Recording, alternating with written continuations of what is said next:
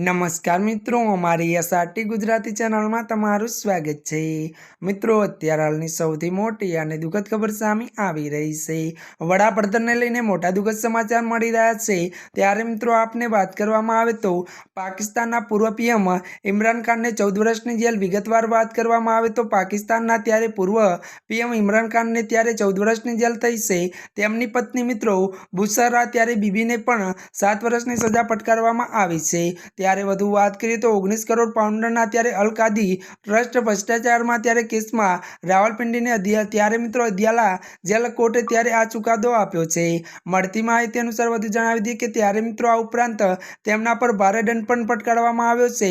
જો કે વધુ જણાવી દઈએ કે અગાઉ કોર્ટે સજા પરનો નિર્ણય 3 વખત ત્યારે મુલતવી ત્યારે રાખ્યો હતો અને વધુ એ પણ વાત કરવામાં આવે તો ઇમરાન ખાનને ઓગસ્ટ 2023થી રાવલપિંડીની જેલમાં બંધ છે। જ્યાં મિત્રો અત્યારની આ દુઃખદ ખબર મળી રહી છે। ત્યારે મિત્રો આજના માટે આટલું જ। અમારી ચેનલમાં નવા હોય તો અમારી ચેનલને લાઈક, શેર અને સબસ્ક્રાઇબ કરી દેજો। ધન્યવાદ।